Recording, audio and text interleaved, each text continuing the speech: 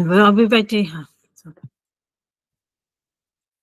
Welcome to licensing subcommittee hearing today on the 10th of November. I can just welcome you to the meeting and just go through the protocol for remote hearings. Only speak when invited to by the chair. If you wish to speak, please raise your hand and direct all communication via the chair. Please ensure that your mics are muted when you are not speaking. When speaking, please be succinct and do not exceed the allocated time frames. If referring to any written submissions, please refer to the specific page number in the agenda pack. Any new evidence can only be submitted at the discretion of the chair and the agreement of all parties. If you're having technical difficulties, please use the chat function to alert the meeting or dial in using the details in the invitation. Please do not use the chat function for putting formal questions to the subcommittee. Any persistent disruptive behaviour will result in removal from the meeting. Once the application has been considered, any remaining parties will be asked to log out of the hearing. Please do so promptly so that councillors will have the opportunity to deliberate and make a decision. The licensing service will be able to inform each party of the skeleton decision within 5 working days. Can I just turn over to the agenda? Can we start off with the first item on the agenda, and can we elect a chair for the meeting? I nominate Councillor Smith. Seconded. And I hand over to the chair. Great, thank you very much, everyone. Just trying to find my mic just then. So welcome to this subcommittee C, Monday the 10th of November, 2025 at 7 o'clock. You know, doesn't time fly, eh? Doesn't seem a year ago since we were doing this before in November. So we'll just go around and just do introductions first of all. I think we'll just do them for both agenda items because there's not that many people here today. And I would say for Jack, for your agenda item, if you wanted to sort of sign off and sign back in and say 20 minutes or something, maybe 25, 30, that would be good. Thank you, okay, so I'm Councillor Smith. I'm Chair of Licensing and also Councillor in Stoke Newington Ward. Councillor Moema. I'm Councillor Sam Moema, Hackney Downs Ward. Thank you very much. Councillor Troughton. Councillor Lynn Troughton from Kings Park Ward. Councillor Webb. Councillor Webb, Hackney Wick Ward. Thank you. Fantastic. Amanda. Amanda North from Legal Services, supporting members this evening. Thank you. Thank you very much. And then we've got Suba. Good evening, everybody. I'm Subhash Ramana, Principal Licensing Officer, and I will be presenting the reports. Thank you. Thank you very much. Mr. Chewett. Hi, I'm David Chewett. I'm Team Leader, Licensing and Technical Support.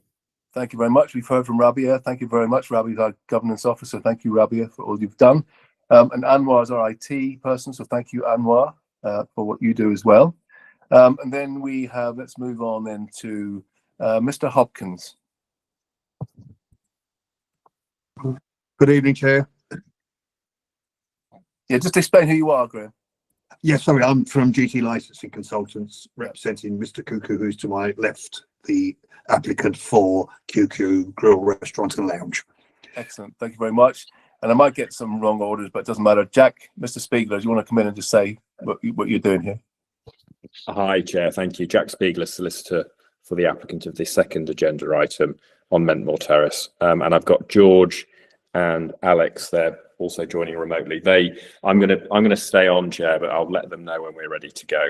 Okay. Do they want to introduce themselves now, or maybe wait till later? If they got, I'll hand over to them if they're tuned in and listening right now. Yes, please. Yeah. Okay. Let's try George. George, are you there? Yeah, I'm indeed here. Hello. Okay, George. Just introduce yourself quickly. Yeah, I'm George. So one of the co-founders of the licensing application for Mentmore Street. Okay. Thank you very much. Good to see you. Alexander. Hey, yeah, I'm one of the co-founders of the applicant on Mentmore Terrace as well. We're hoping to open a seafood restaurant just next to London Fields.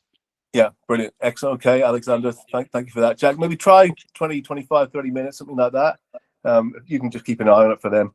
That'd be good. And I've got another SEM here, which I presume it must be Councillor Moema. I've got two SEMs on this. Is that? Yeah, no, it's me twice. My audio and my laptop isn't working. Okay, thank you. And then I've got Vanessa. Yes, thank you. I'm a local resident for the second application. I was the one that represented a concern. Okay. Okay. Thank you, Vanessa.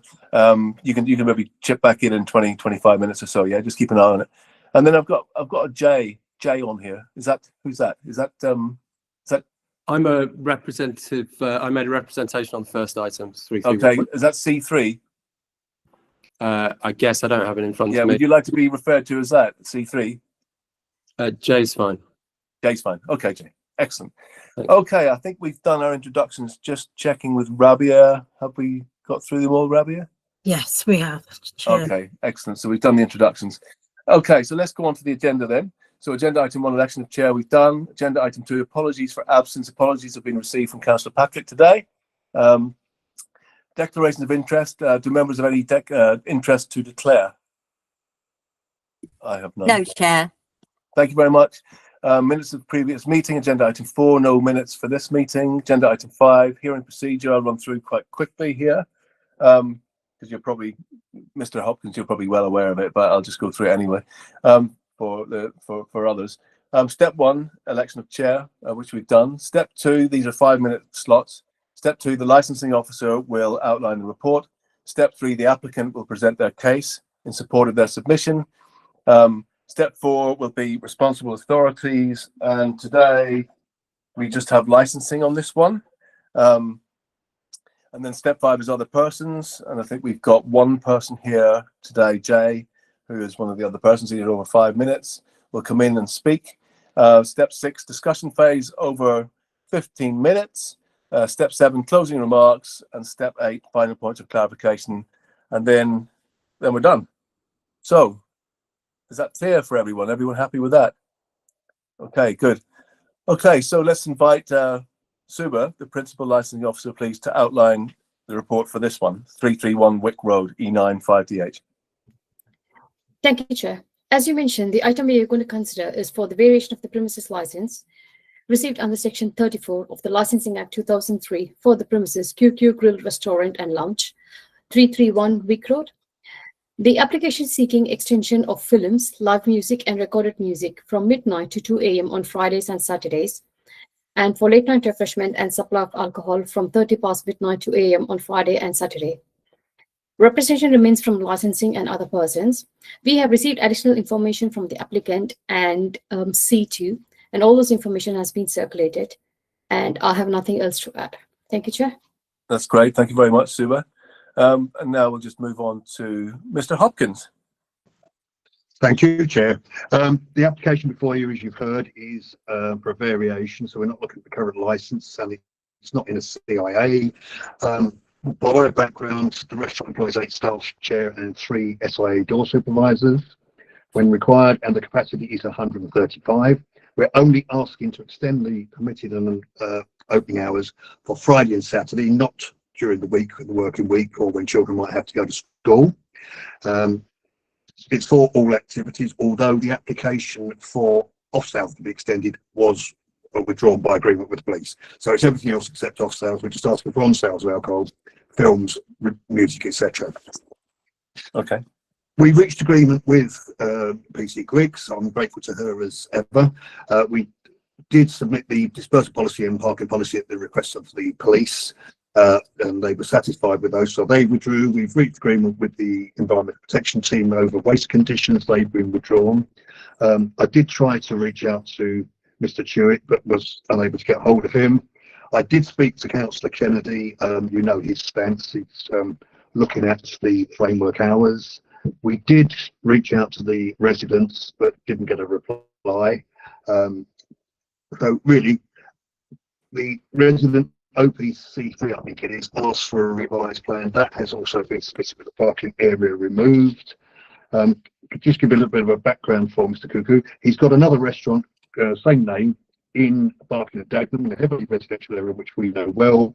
He's owned and operated that for the past 9 years, no issue arising with any RA or indeed with the local residents. It's been that experience to important to just say briefly, Chair, that you'll have seen from the police comments and from Mr. Chewett himself, there's been a considerable number of tens since Mr. Cuckoo took up in February this year. He's had 15 tens covering 18 days, all till 2 o'clock. Not one of them has led to a representation to either the police or to the licensing authority. In addition, the noise officers haven't objected. There's been no comment from them at all, including about the Thames. So I would suggest that that does show that you're dealing with a responsible operator here. As I've said, he's not asking for weekdays. He appreciates the concerns of the residents there. It's just Friday and Saturday. We do need this for the reasons of viability. This is an African restaurant. We do have a lot of customers going in there that some go to another restaurant nearby, and Mr. Cuckoo's losing trade to the other restaurant, which has a later life. They've got 2 o'clock already at weekends. So we're asking, bearing in mind the viability issues, higher prices for food, gas, electric, etc., staff costs, to keep this restaurant viable and open. It is. I've been there. It is a bona fide restaurant. It's set out. You'll have seen the photos we've submitted. We put those in because of some comment about nightclubs. It's a restaurant, and that's what it operates as. Somebody made a comment as well, Chair, very briefly about an event going to 3. Yes, there was a typo on there, but the 10 was for 10 and the event seats at 10. We have no representation from residents who live in the past, or from the right inside, or indeed from the road behind the premises. I think that says a lot as well. Comments have been made by the people over the road. Yeah, Graham, can I just stop you there 1 second? You're breaking up a little bit, and just for everyone else, I mean, it was just reception really. It was hard to make out what you were saying just in the last sort of 30 seconds of that. Could you just maybe repeat the last 30 seconds? I'll try, Chair. Right, you've heard about the Thames. We've used those. There's been no complaints from the officers, the mentors. There's no complaints from the residents above. The premises are flats above the restaurant. Yeah, Graham, sorry. Graham, sorry again. It's breaking up a bit. Do you want to? Sorry, folks. Do you want to just sign out and sign back in again and see if we can get a better reception? I'll try. Sorry, folks. Please just bear with us on this one. I think it's important that we actually get to hear them. I think it might be about the positioning of the microphone, if it's got a microphone. Yeah, I'll turn it up. Is that better? Hard to tell, really. You need to be speaking for a bit longer, but let's try again. Right, okay. And I'll sit closer to it. That might be easier. I have to turn it upside down, otherwise you get a bar at the bottom because the camera's at the wrong end. Very simply, as I say, there's no complaints from the residents who live close by, over the property, a couple of doors away or behind. The 2 residents that have objected are over the road. They've made comments about bottles and cans. Well, my client doesn't sell cans. There is Victoria Park 100 yards away, and I would suggest that it's not the children. It's not my client's people. He doesn't let bottles and drinks to the premises. The residents also raised the issue of adverts being put on their car. We don't do that. He doesn't do that. He doesn't put adverts out, so they're not his. I've seen the restaurant. That's one of the other point I was trying to make. It is set out as a restaurant, as per the photos we put in, not a nightclub, not a bar. It's got tables and chairs throughout, the front and the back. They do have a pool table, but that's for people just to have a game of pool. It's nothing awful. So all we're asking for is to keep the viability of this very attractive restaurant and the food range they're offering. We've been invited to go to his other one, and we're going to try the food. But it is somewhere that I do feel strongly about. That we are a multicultural society. Other people's cultures have to be respected, and that I would encourage members. I know you can't take it into account, but I would ask you to bear it in mind. I think we've answered the points that most of the residents have made. No issues with responsible authorities, another restaurant, etc., etc. No cans and bottles let out the premises, no labels stuck on cars, and really, even the police officer said, with the busy traffic on the flyover that's right in front of them and on Wick Road itself, she would be very surprised if they heard a lot of them.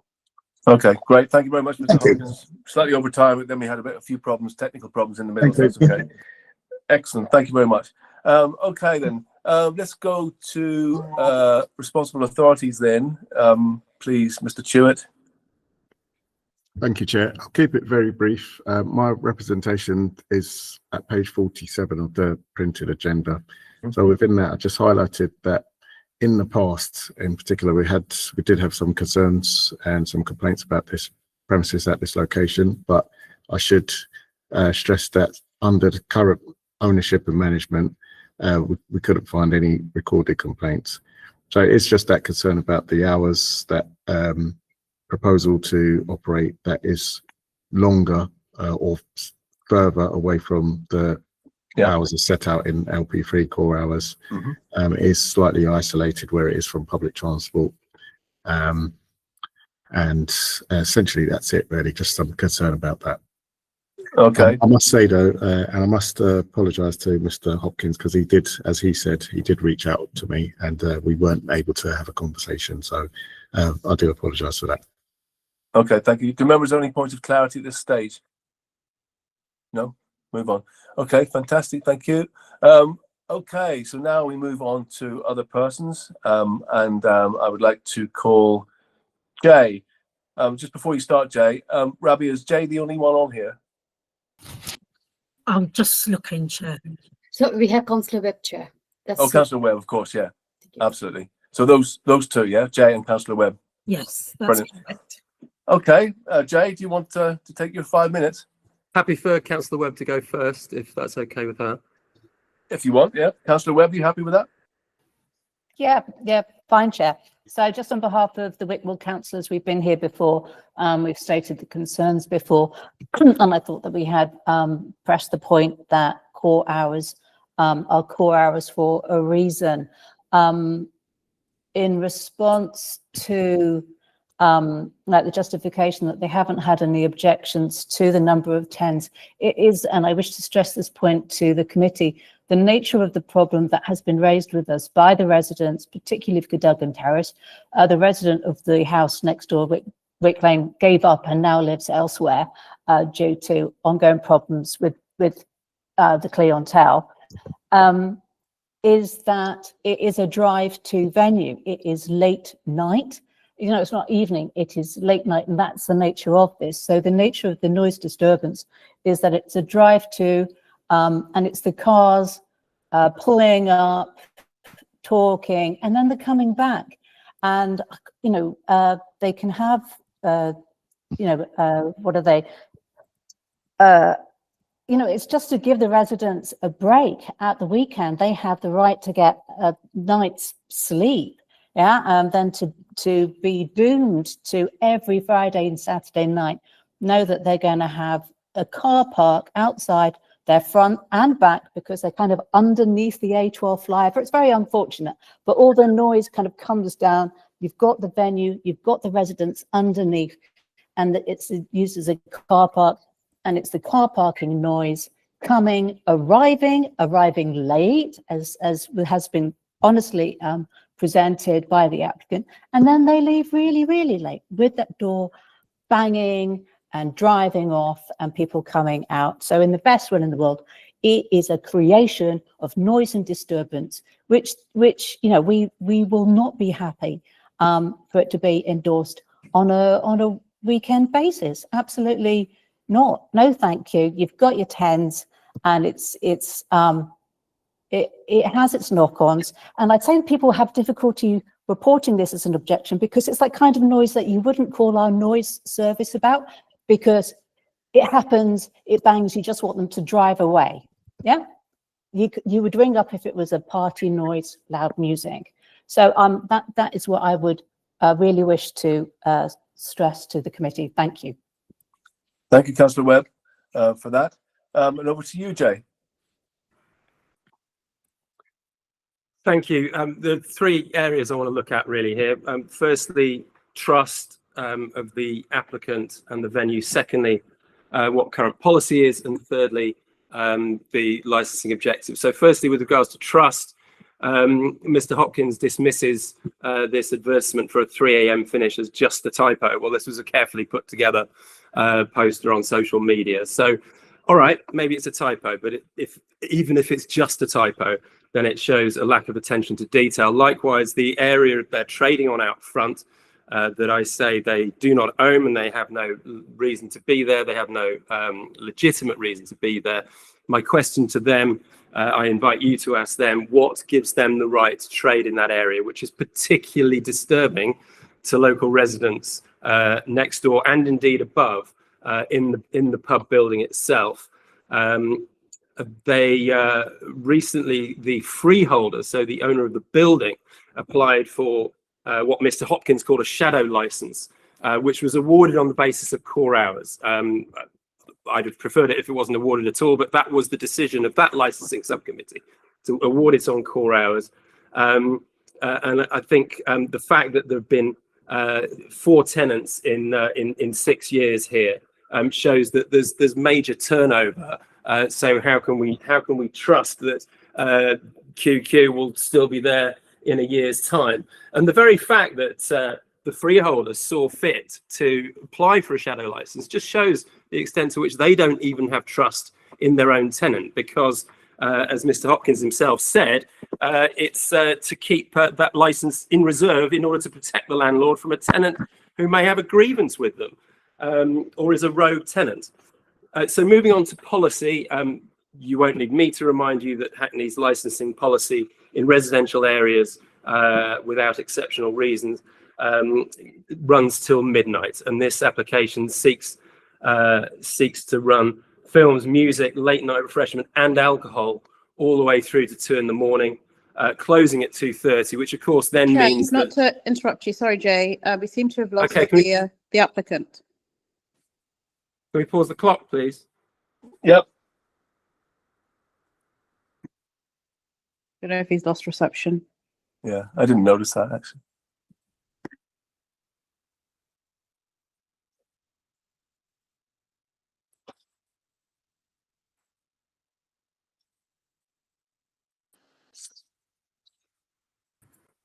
Good. Is one of the officers able to see if he's coming back? Rabbi, are you able to check? There he is. Okay. Yeah, we paused, Graham, whilst you were having technical difficulties there. Yeah, we did.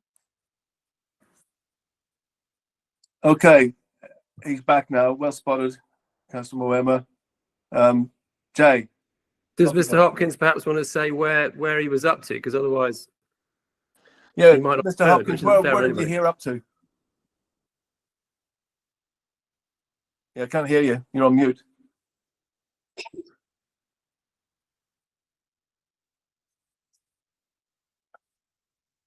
Yeah, still can't hear you, Mr. Hopkins. You're on mute.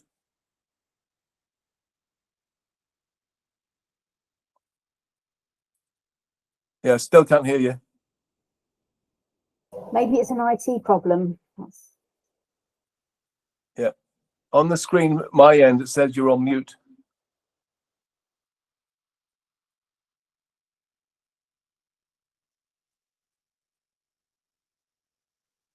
Yeah, we still can't hear you, I'm afraid.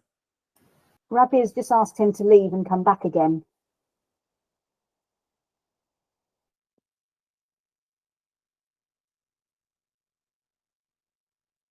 Yeah, Graham, if you can hear us, maybe sign off and sign back in and see what happens. Are you struggling to unmute yourself? Is that the problem? Just nod.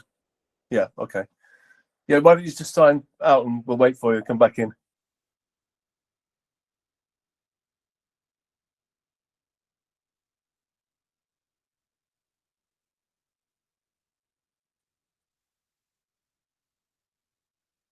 Thank you for your patience, everyone. Let's just see what happens.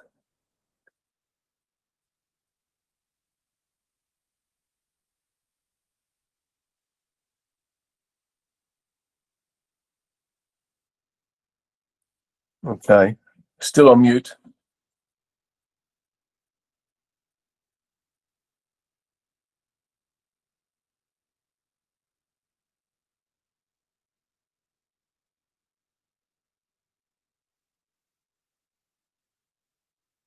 Got it. Sorry about that. Excellent. Well, now we can see the Earth. Oh. We can see a globe. Oh, It's turned into a globe, Mr. Hopkins. Yeah. turn it and try and turn it round. Thank you. Yeah. As well. Yeah, we still can't see you, Guy. I'm trying to turn it round here. It's technology is not my strong point, I'm afraid. I'll have to do it again. No way. You need to click on the Wait a minute. check somewhere there on the top.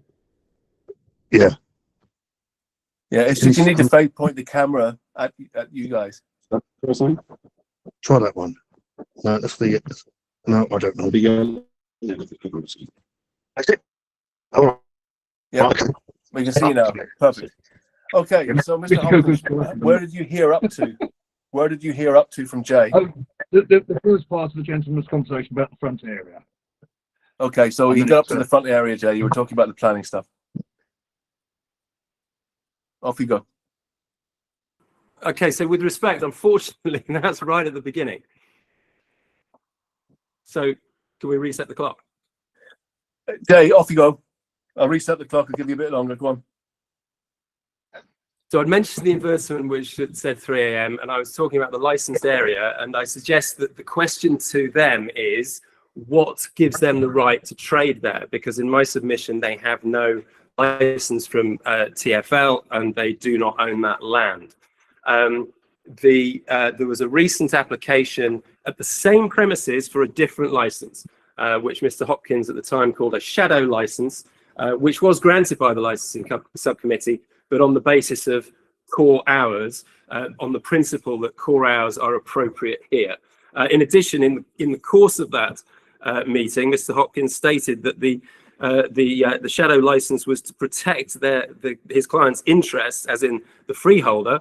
If, for example, the tenants was going into liquidation or surrender the license, to protect the landlord from a tenant who may have a grievance with them or is a rogue tenant. So clearly there are concerns from the freeholder of the building about the tenant.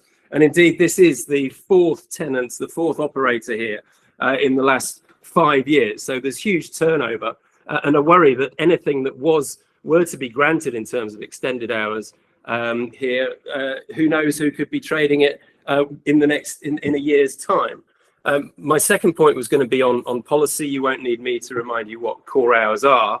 And the application is to go fully 2 hours beyond core hours of midnight on a Friday and Saturday for alcohol, and particularly for music, which of course involves further nuisance, closing at 2:30, which means that everybody's spilling out onto the surrounding streets and not dispersing until potentially 3 o'clock in the morning. And the police always remind us that later hours just doesn't mean it's later at night, but it means that more alcohol has been consumed in the intervening period.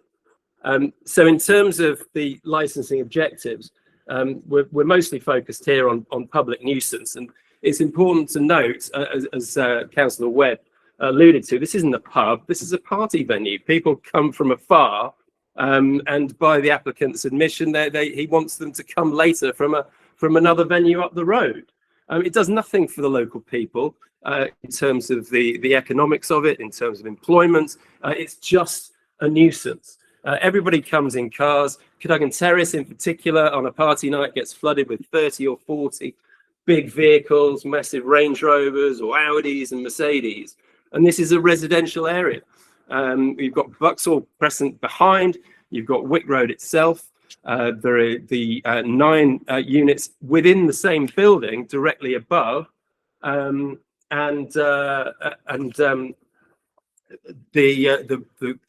customers spill out into the local roads and head off to St Mary of Eton Church. They often park without permission there, and that causes disturbance to residents in those apartments. Homer Road, Victoria Park Road, and Cadogan Terrace itself. So for those 3 reasons, in terms of trust in the applicant, Hackney's own licensing policy, and the upholding of the licensing objectives, particularly in regard to public nuisance, I asked the licensing subcommittee to refuse this in its entirety. Okay, thank you very much, Jay. That's great. Now we can move into the discussion phase. I mean, I've got a few things around conditions, but maybe just to invite members to come in and just ask a couple of questions. Councillor Moema. Thank you, Chair. My first question is to Councillor Webb. In your capacity as ward councillor, so in the paperwork it says that there haven't been any, and David has also said that there haven't been any complaints from this new owner, since this new owner has had this particular venue, but you kind of alluded to something slightly different where you have had complaints. Can you just talk us through? I'm just trying to figure out if we're talking about this applicant or previous owners of the venue. I would say that I haven't, as a WIC councillor, received any new objections, but in a way, I'm going to say I wouldn't. In that previous conversations with a number of residents, you know, they have reported it in. We've had a number of applications for this venue. So each time, and so this is deja vu, we come to this committee and say, please do not extend the license or give this shadow license. There's been a track record. So I can't say that it is for this particular applicant. No, Councillor Moema. Okay. As I said, but the thing is, it's also not the kind of noise that you would complain about, as I said, for the noise service, because of the nature of the noise. You're not going to go outside and confront people and you hope they just either park up and go in or park up and leave. So I'm not really surprised that they haven't. And if you look at the submissions, it says by a resident there, this happens a lot. So it just does by the nature of the venue, I'm afraid. Okay, but in that though, that does any of that relate to this applicant or this application is what I'm trying to get at. I haven't got the timelines on it. Okay, Councillor. fine. All right. And can I ask the same of Mr. Tewett? Is that all right, Chair? Yeah, of course, yeah. Yeah, just trying to understand whether some of the complaints are to do with this operator or with previous operators in terms of noise nuisance emanating from the premises. I think certainly since this current operator has been into the licensee, we've not had complaints, certainly not to the level that it's been something that's noticeable by our service area. I can't speak for other service areas, but we've not had for reason, for example, to list the premises to be visited, anything like that. Okay, so it's possible that others may have, like environmental health, but you don't have any in the licensing service. Yeah, but I would expect those services, if they were concerned, to make representations. Okay. Thank you. And then to the point that the applicant made about needing this extension for viability, I know that you did say that, but as a committee, it's not really necessarily, that's not necessarily a planning consideration that that we can take into account. So I just wonder, the other person, Jay, who has spoken on it, I've got a question for him too, has kind of outlined some concerns that he and neighbours have about 30 to 40 cars on a weekend with the current hours. How you're going to how you might meaningfully manage that, because that it's quite a long extension of hours. And if your client is struggling with that now, how would that be managed with 2 extra hours? Chair, if that was aimed at, intended for us from the Yes, it councillor, was. we have offered the dispersal policy and the parking policy, and Mr. Cuckoo has the door supervisors now outside patrolling that area. It's been removed from the licence plan. It's not on there any further, but that we don't encourage people to use it. They just use it. But the door staff do go out and tell them to be quiet and not to take glasses and bottles with them, for example, and not to make a noise outside. So I think the complaint, unless I'm wrong, correct me, Jay, if I'm wrong, the complaint is about public nuisance.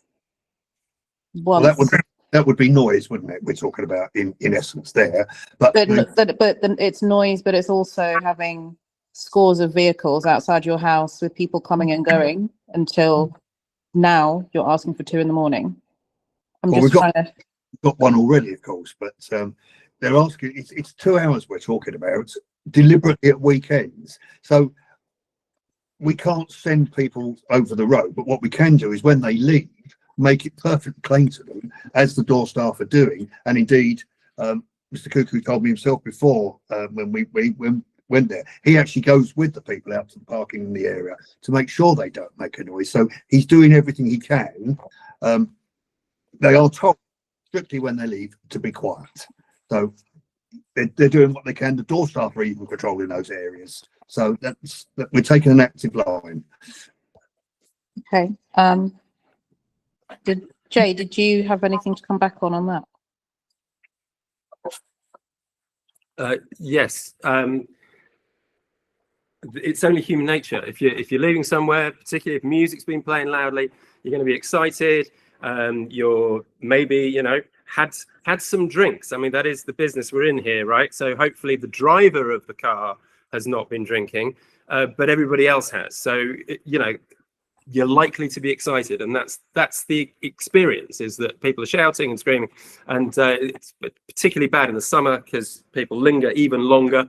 If the weather's colder or it's raining, then the disturbance is lessened in terms of the amount of time. But yeah, it's that 3 o'clock in the morning time, waking everybody up. And as Councillor Webb makes a really, really good point, it's the sort of nuisance that is really annoying, bad for people, bad for your kids, but one tends to just kind of roll over and try and get back to sleep.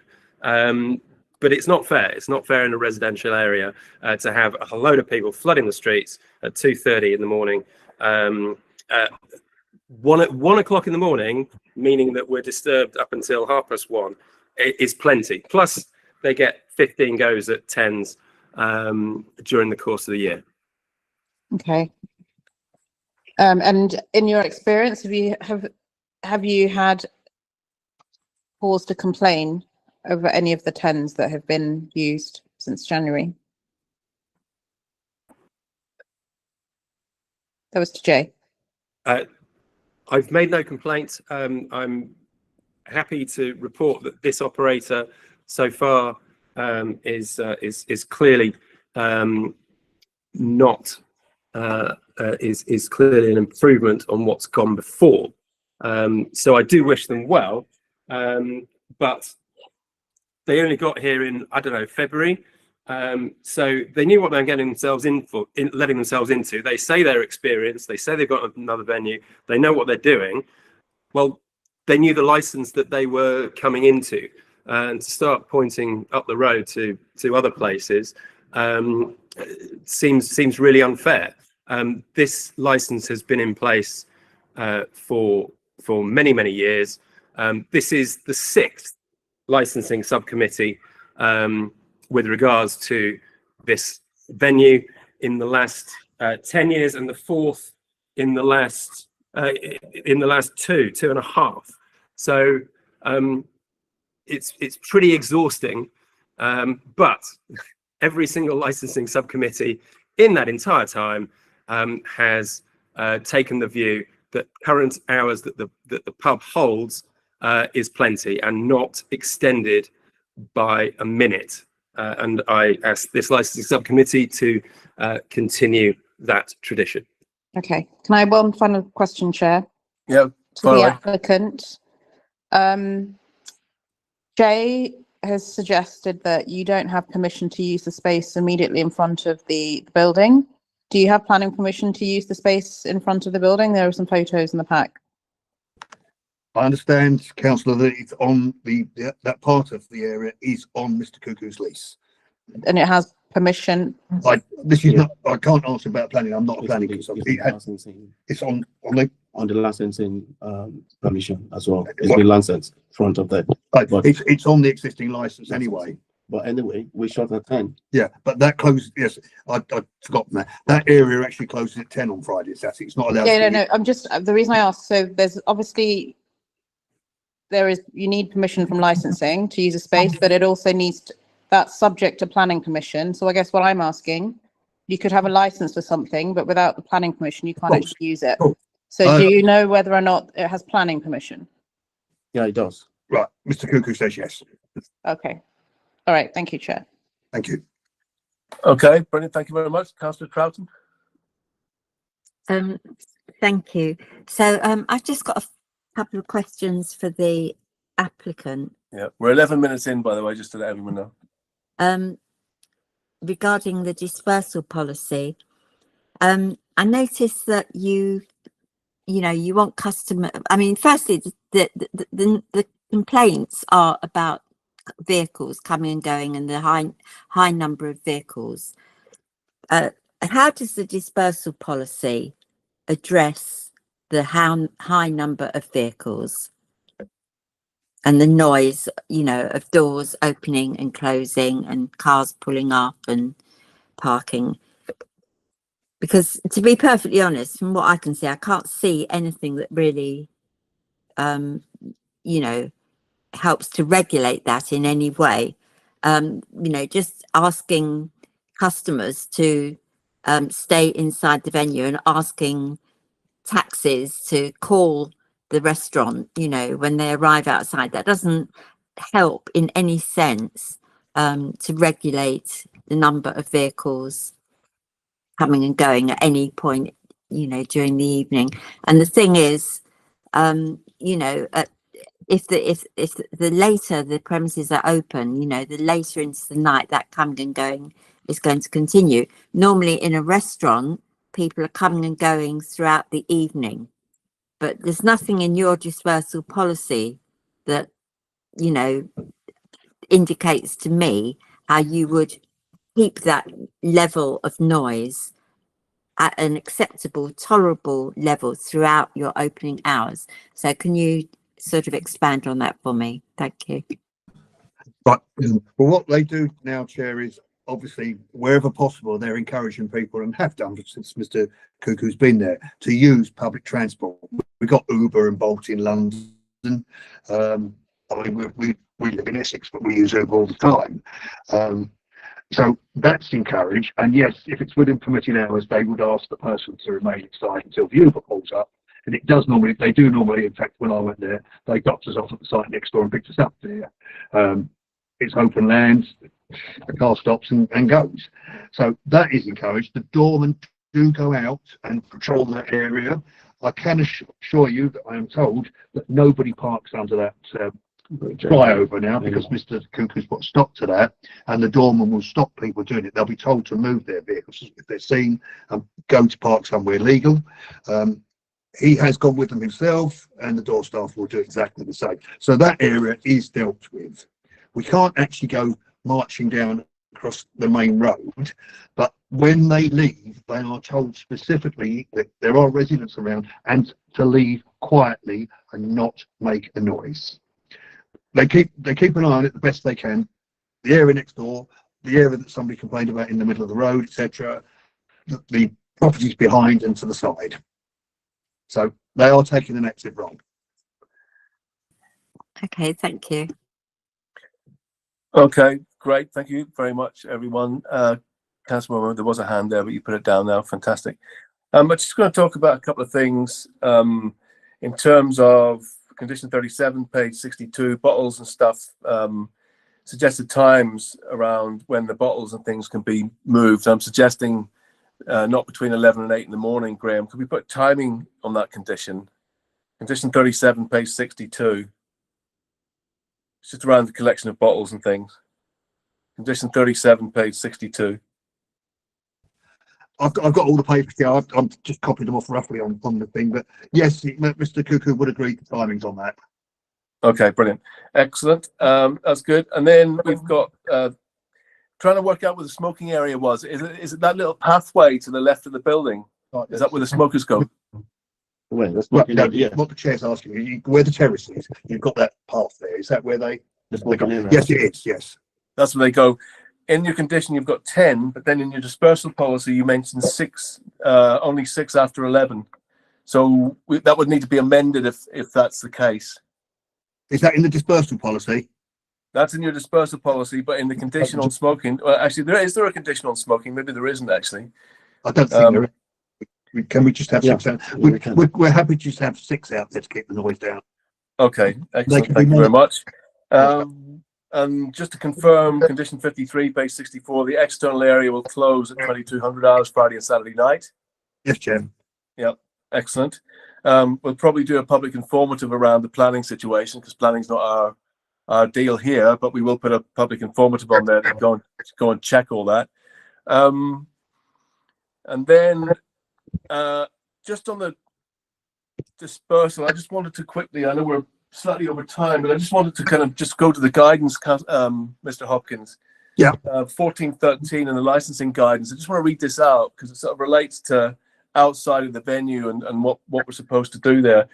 So a statement of policy should also make clear that licensing law is not the primary mechanism for the general control of nuisance and antisocial behaviour by individuals once they are away from the licensed premises, and therefore beyond the direct control of the individual club or businesses holding the license certificate or authorization concerned. Nonetheless, this is the key bit.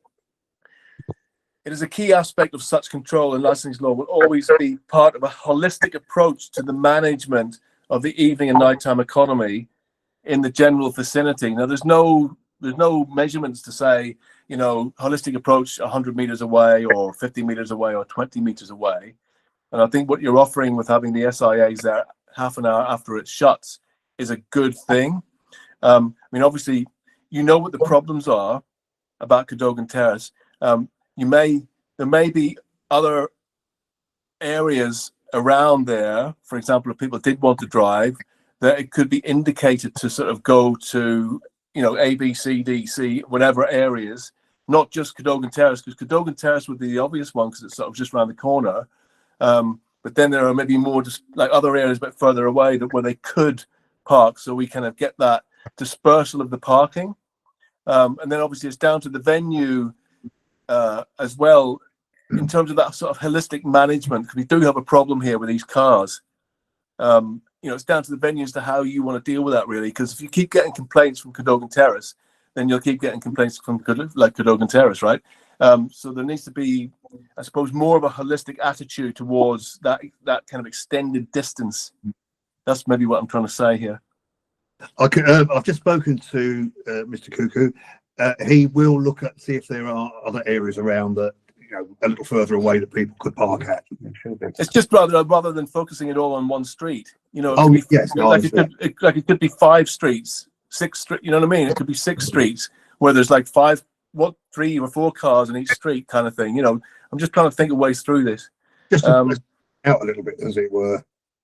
Yeah. So they're over a different. I'm told that there is a church down the road and there's space there for a few cars here with residents. So maybe use that. Yeah. Yeah. Councillor Moema. First thing is, I see that Jay has his hand up. I don't know if he wanted to go first, but I did have a question as well. Oh, sorry, Jay. Yeah, Jay, do you want to come in? Yeah, the hands have got smaller these days, actually, on the screen. They've changed it. Now it's like a little sort of small green circle. So sorry, I didn't notice that. And Amanda, you've got one up as well. Oh, yeah. I've seen it. Yeah, Jay, do you want to come in? Sorry, I missed you. So they're saying that there's parking up by the church. I'm sure Councillor Webb would probably be jumping in on this one as well. But on a previous application, previous tenants said, oh, we've come to an agreement with the church to have people park there. But Councillor Webb got in touch with the vicar, and the vicar immediately said, no, we have no such arrangement in place. So again, in terms of trust, this really worries me that this applicant appears to think that people can park by the church. They can't. That's private land. It's controlled, but it is another area that gets filled up with people frequenting 331 Wick Road and causing nuisance to the residents there, and indeed making parking difficult for them. And again, just in terms of trust, I'd like to pick. Oh, sorry.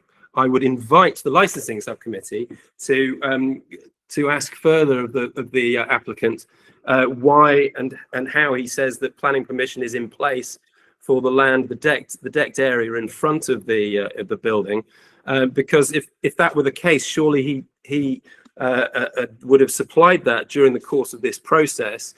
They supplied a different plan with a bit taken off, but they've left the decked area on. So clearly they understand that there's a need to address this issue, but they've only addressed it halfway. I would be very interested if the licensing subcommittee would ask the applicant what evidence he has that they do indeed have planning permission to operate there, because frankly, I say they don't. Yeah. Okay. Thank you for that. Councillor Moema. Two devices is confusing me. So I was going to follow up on that particular point. So it's my understanding, Chair, that should we kind of go ahead with this, well, we could do it anyway, I suppose, but unless and until it's been clarified that there is planning permission for the use of the space outside the premises, any planning directive in the license would mean that it can't be used until that's clarified to the licensing authority. Is that right, David? It depends on what condition you're proposing to attach it to your think about I forgot the phrase now, got pregnancy brain, but pregnancy, a planning directive to say, subject to relevant planning permission, this space can be used for X, but if that's not in place, then it can't be used at all. So if we're talking about the terrace, yes, the external terrace, I wouldn't want to suggest that terrace has been there for some years. I think it would be a matter for planning to investigate whether it has permission or not. Okay, so that's separate to this conversation. Yeah. We can't, with respect, Chair, I don't think this discussion will actually further our. No, that's fine. We'll put an informative on. Informative, that's the phrase I was looking for. Thank you. Informative. Yes, yeah. The other thing I wanted to say was that the requested hours on the Friday and Saturday are, I think even if you were in a Dalston or a Haggerston, are quite late, particularly for a restaurant. It would be quite late for a bar. So I'm bearing in mind that, obviously we have a lot of sympathy for your economic situation and lots of small businesses across the borough. That's not something that we can take into consideration when trying to uphold the licensing objectives. What flexibility would there be around that from the applicant? Because 2 o'clock with 2:30 kicking out, with 30 to 40 people in the streets of E9, well, the residential bit of E9 is a lot. Yeah. Okay. Thank you for asking that. So yeah, Mr. Hopkins, you need to go just think about that one. Chair, I mean, we have said and we've offered to keep the door staff on duty for half an hour after the end of the closing or the consumption period, if you like. So they will be there to make sure that people are not loitering in the immediate vicinity. So we're asking for 2 o'clock for licensable activities, 2:30 consumption period, which is what the act's all about. But we've offered to keep the door supervisors on after that, so basically till everybody's gone, for up to half an hour. So okay, no, so that's fine. I mean, I think we would probably expect that the door supervisor would stay on whatever, if we were closing at whatever time. It's more the actual 2 o'clock close is the issue. And then my second point, leading on from your point about immediate vicinity is, given the issues around how far the customers spread away from the venue to park their cars, what do you mean by immediate vicinity? Well, it would be the under the bridge, we want to make sure there's nobody there. The lane to the side of it, the properties to the side of it. We are obviously, as you know yourself, we are restricted to where door supervisors got jurisdiction, but they will do everything they can to address that. One thing that the client has agreed to is to turn the music off at 1:30, so people's voice levels won't be so loud. He's agreed to terminate all music at that time. And you'd be happy to have a condition in there about that, would you? Yes, Chair.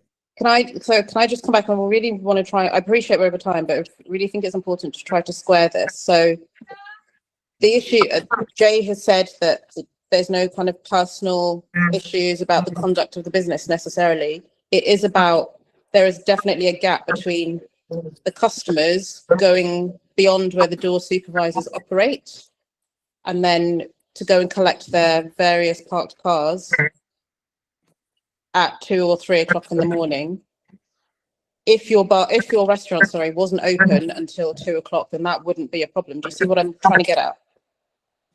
I understand your direction, yes, but I mean, my job is obviously to present my client's case, counsellor, and they want 2 o'clock, so that's what I've got to. But I'm asking if there's any flexibility on that. Mr. Cook has shown flexibility by turning the music off early. Yeah, I have one. What, you'd be happy on that? Yeah. Cease licensed activities.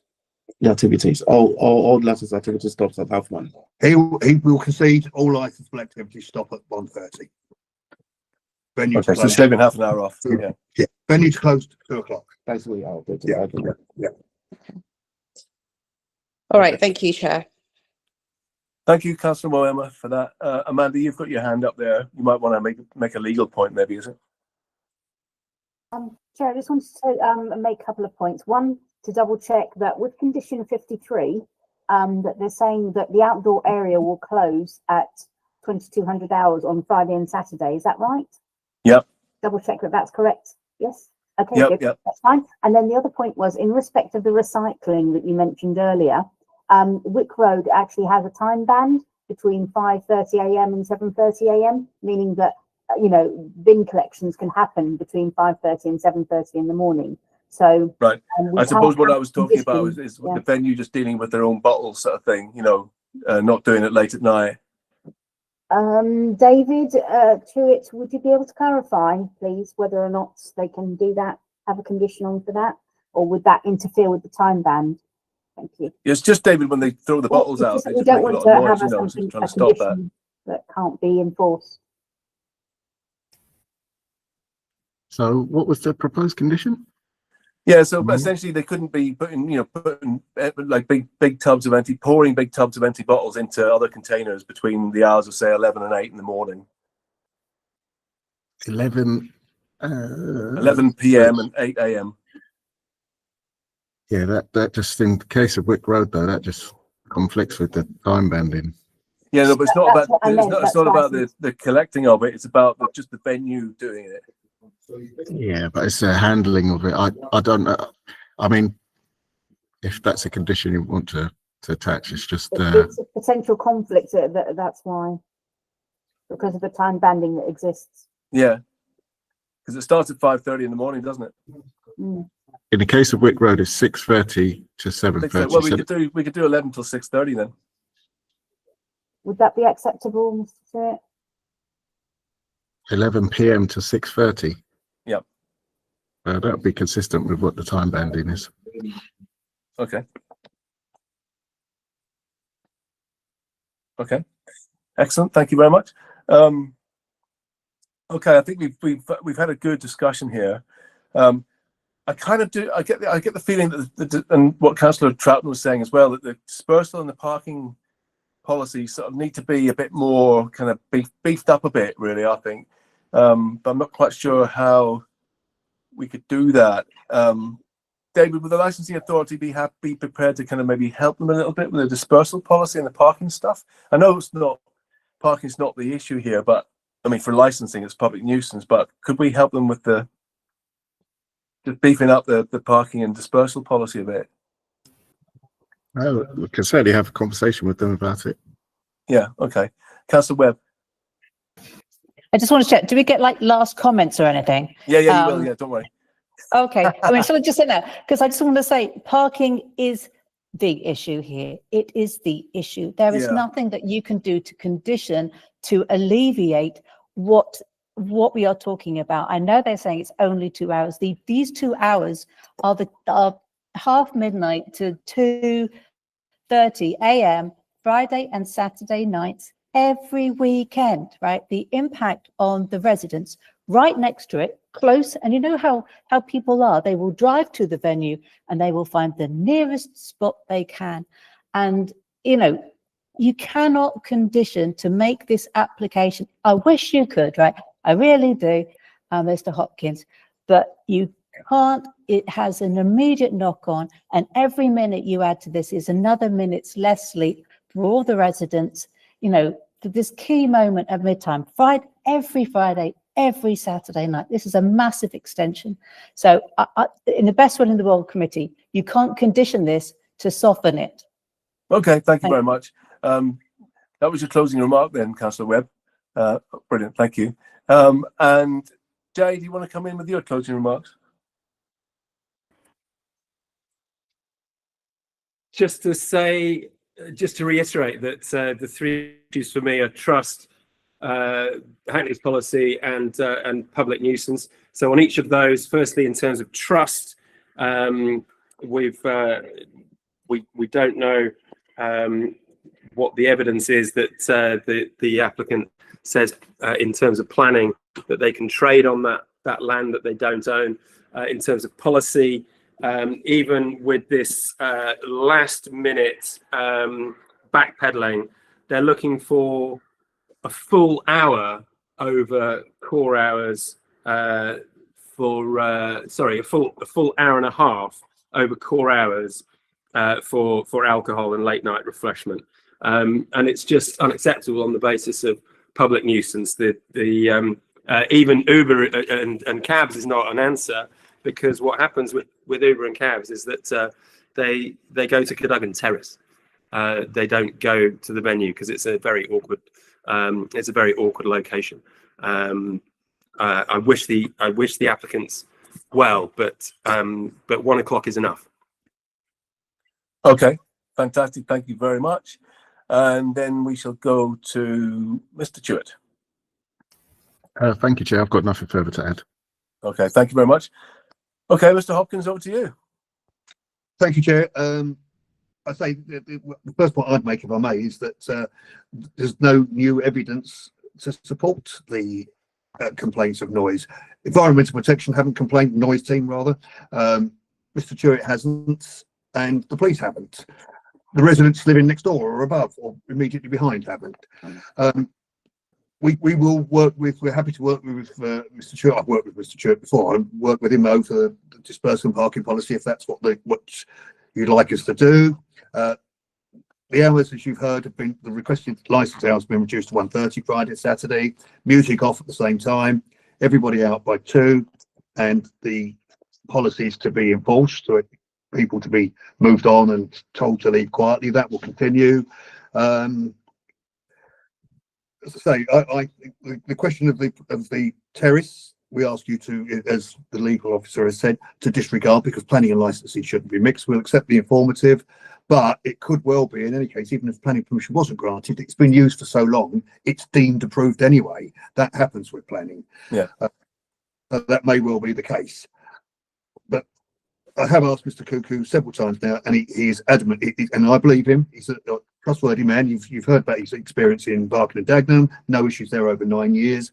I found him to be truthful. I believe what he's told me about parking under flyover. That stopped. They do go out and deal with the people parking on the lot next door. I disagree with what the residents said. I got an Uber, and my partner and I got an Uber from Stratford Station, and it parked on the land next door. The Uber that picked us up to take us back to Stratford Station did exactly the same. So yes, they do use that piece of land. So we would refute that. I think covered most points. Is there anything else you want to cover? No, that's right. No, so we are asking you to grant this, Chair, on the reduced hours and with the conditions that you've mentioned, which we are happy to accept. Thank you. Thank you, Mr. Hopkins. Jay, I've seen your hand up. I'll give you the grace to come back in again. Thank you. Mr. Hopkins would have been getting an Uber at a different time of day. It wouldn't have been at 1 o'clock or 2 o'clock in the morning. Okay, thank you very much. Okay, folks, I think that's it for this one. So thank you very much we had a very detailed discussion, went on a bit longer than I expected. Sorry about that, everyone. But I think, so yeah, just you guys can leave now for this agenda item. But before Mr. Spiegler and George and is it Vanessa, Alexander, can we take a comfort break? Jack, I know you've been very patient. Sorry. It's just we need to take a comfort break for Councillor Moema. So we'll just take 5 minutes comfort break now, people. Thank you, Councillor Webb, for attending My today. committee, thank you. Thank you. So we'll take a 5-minute comfort break, people. Yeah? Thanks very much. Thank you very much. Thank you.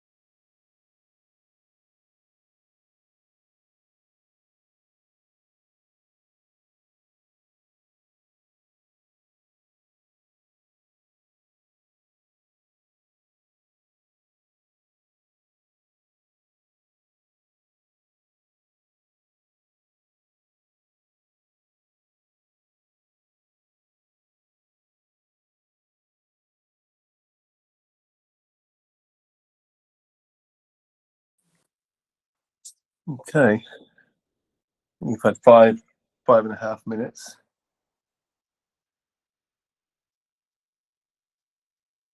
Excellent. Sorry about this, Jack. Thanks, and thanks for your patience on this. No problem at all. No problem at all. Right then. So let's just wait to see if we got everyone back. Excellent. We've done our introductions. You all know the hearing procedure because you got that at the start. Just nod if you're happy with the hearing procedure. Yeah. You know what's happening. Brilliant. Excellent. Okay. So over to Suba, Principal Licensing Officer, to represent this one. Suba, agenda item 7, a place for lost souls. Thank you, Chair. So the second item we are going to consider is for a premises license application received under Section 17 of the Licensing Act 2003 for the premises A Place for Lost Souls Restaurant, 379 to 380 Mentmore Terrace. The application seeking permission for late night refreshment from 2300 to midnight Fridays and Saturdays, and to authorize the supply of alcohol for consumption on and off the premises from 10 to 2300 Monday to Thursday, 10 to midnight Friday and Saturday, and from 10 to 22:30 on Sunday. We have received additional information from the applicant and other person, and all this information has been circulated. Representation remains from just one other person, and I have nothing else to add. Thank you, Chair. Thank you very much, Suba. So, Jack, over to you. Thank you, Chair. Thank you, Suba. The premises is a vacant railway arch sitting directly beneath an active railway serving London Field Station, which is located less than 200 metres away to the north of the premises. The arch was previously a gym, then it was vacant, and most recently it has been occupied by squatters. Mentmore Terrace itself comprises a mix of commercial premises, restaurants and light industrial uses, including a fish smokehouse, which is located more closely to the interested parties' accommodation. And indeed, on Friday, they sent over a photo of the smokehouse's 4 chimney flues emitting a significant amount of smoke. The applicant, Alex and George, hopes to open a new neighbourhood seafood restaurant. And Alex and George are modest, so I'll say it for them. They've proven themselves to be extremely creative young business owners with a Midas touch, recently opening a natural wine bar in Islington that The Guardian ranked in the top 5 London wine bars, and a joyous ice cream parlour that was praised by the Times, the Financial Times and the Evening Standard this year. As well as their creativity and attention to detail on customer experience, the team are also highly professional operators with robust management systems to ensure responsible business operation and the promotion of the licensing objectives. Chair, you will have seen there are no representations from any of your responsible authorities, and you'll know this hearing has been convened due to the sole interested party objection. And for the record, we're grateful to them, to Vanessa, I hope you don't mind me calling you by your first name, for providing feedback and engaging with us via the licensing authority. In the papers at page 101, you will have seen that Alex wrote to the interested party to tell her about conditions offered in the original application that directly address concerns raised, in particular condition 8, which is on page 74, requiring a predominantly seated business operation, and condition 20 on page 75, requiring a dispersal policy. In addition, Alex was able to confirm that customer access, egress, smoking and servicing will all take place at the side or to the front of the railway arch and Mentmore Terrace, far away from the interested party's home, who lives on the other side of the railway at the rear on Helmsley Place. Based on the last correspondence, we understand that the primary outstanding concern relates to the risk of odour detectable on the interested party's balcony, which we think is located about 40 metres away from the rear of the premises. And with what she has experienced with the closer by fish smokehouse, we of course completely understand any trepidation that they may have about odour in the local area. However, Chair, a modest restaurant with a modern compliant extract system with filters and a regular cleansing and servicing programme is an entirely different prospect to an industrial fish smokehouse located closer by, with 4 chimney flues emitting smoke used to smoke fish. So as a result, we respectfully say that there is no realistic possibility that the interested party will be adversely affected by the restaurant extract. And in any event, Chair, you'll know that it is the role of Environmental Health, who have not objected, to decide upon the exact specifications and positioning of this technical equipment. Briefly on policy, Chair, the premises is not located in either of your special policy areas. The hours are compliant with your licensing policy 3 core hours, and there is before you a robust operating schedule of conditions to ensure the promotion of the licensing objectives. So we ask you please to grant this application to allow this young creative applicant to make a positive addition to the London Borough of Hackney in this otherwise vacant railway arch. Chair, Alex, George and I are at your disposal for questions later on, but otherwise that's it from us. Thank you for listening. Thank you very much, Jack. That was 4.5 minutes. Perfect. Do members have any points of clarity at this stage? Or should we just move on? Yeah, move on. Wait to the discussion phase. Okay, Vanessa, over to you. Just to say, your representation should be in line with the 4 licensing objectives, and where possible, repetition should be avoided. That's sort of relevant, really, if there's more people here. Points made that do not relate to the licensing objectives cannot be taken into consideration when making a decision. Just to remind you of the licensing objectives, you're probably aware of them: prevention of crime and disorder, public safety, prevention of public nuisance, which this one would probably be, and protection of children from harm. So the floor is yours, Vanessa. Thank you very much, Chair. And thank you so much, Jack, also for the introduction. You've very well summarised the situation, so thank you for that. And I think what I would also like to mention first and foremost, we're also very welcoming, obviously, the openness of the applicants in discussing the matter with us. So thank you very much for that. And yes, Chair, as you mentioned, this would be public nuisance. We are currently experiencing multiple issues with public nuisance. One, secret smokers, as Jack has mentioned, where smoke from the chimney or exhaust, whatever you want to call it, is blowing towards our balcony. We do have readings from our air filtration system that specifically show bad odor coming our way, microparticles, as well as volatile compounds, which are basically leading to us not being able to open our windows in the mornings and during the day. Our concern here is obviously if there is a seafood restaurant that would emit odor, it would basically mean we cannot open our windows at all during the day and the night, and not use our balcony that is facing towards Hemsley Place. I think the concern in that sense would also be, we're not against the license per se, but we would like to request specific conditions to avoid the odor. We are currently engaging with the council in multiple cases of odor being present, Secret Smokehouse being one of them. There is a wholesale fishmonger now in Hemsley Place as well. I know that residents of the building have engaged with Mr. Tuitt about that one as well. So that's a second case of odor as a public nuisance that we have in the road. And then the third one, that's not been as bad so far, but you're probably aware of Brat, the restaurant that's also in Hemsley Place. While it's a very well-regarded restaurant, they do emit a very strong odor at times as well.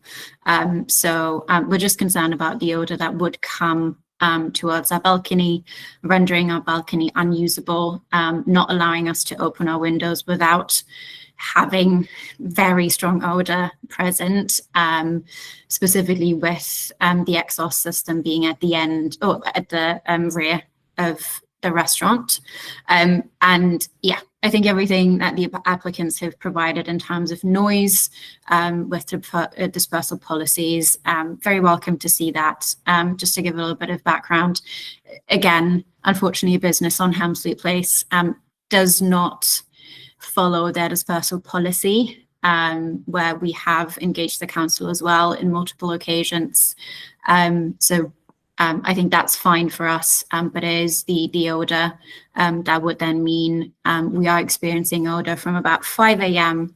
or even earlier when the fishmonger gets their deliveries to about midnight when the business would be closing, effectively rendering ourselves unable to use our windows and our balcony. Thank you, Vanessa. Just a point of clarity here, members, before we start the discussion. Vanessa, the smokehouse next door, no, we're not really dealing with that, but just out of interest, do you know what time they finish smoking the fish at? We will probably see midday. So they smoke up to midday and then they stop, is that right? That's what we've seen so far, yes. Okay, so between midday and midnight, there's no smoking there at all? Not from the secret smokehouse, but that's when Brett, the other restaurant, would then start operating. Okay. And there they do meat and fish as well on the grill outside. So that's the other smoke, unfortunately, that comes our way from about midday until day close. Yeah. We're trying to just focus on this one. It's hard not to bring the others in because obviously if odour's the problem, odours are coming from lots of different places. But it's just good to know that that one in particular stops at midday. And just I wanted to ask, and this might be beyond this committee as well a little bit, but just, is there any connection between this restaurant and the smoking place? Because it just sort of, the fact you want to be a fish restaurant and there's a smoking place next door just made me sort of think, well, maybe they're sort of tied in together somehow. Just coming in, Chet, there's no connection. Okay, brilliant.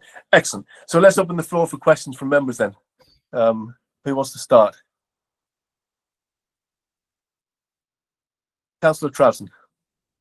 Thank you, Chair. I just wanted to ask about things like events. You know, would you be, holding any private events, and would you be seeking extensions, 10s for those and things like that? Thank you, Councillor. In the same way that lots of restaurants would like to welcome the opportunity for an event to be held at their premises, yes, that is a proposal. It might be a small group of 10 celebrating a 60th birthday party, or it might be a larger corporate booking, but that certainly would not be the core business operation. It would just be an extra part of the business ancillary to the main restaurant function. Of course, the applicant would have the ability to apply for temporary event notices up to 21 days a year, should they wish to do so, and subject to any ongoing feedback or any complaints received by the licensing authority or noise service. I think it's 15, isn't it, Jack, for premises, isn't it? Yeah, that's right. It's 15 10s, but because each 10 can last for more than one day, it's then capped at an overall annual limit. Yes, time-wise, yeah. Excellent. Councillor Troughton, do you want to continue? Yeah, I was just going to say, do you think you're likely to have any other types of events, music events or, Well, I mean, for a start, the application hasn't proposed any regulated entertainment, so any late night music events would need a 10. But it's very much, and Alex and George will come in, it's very much about the food. This is a restaurant operation, so it's definitely not going to be a sort of a regular live music venue. Alex has just come in, so I'm going to be good for you to hear directly from him, so I'll hand over to him on this point as well. Yeah, sorry, Lynn. No, I'm quite happy with that response, actually. The future is the future. It's just I just wanted to know what was on the cards at the moment.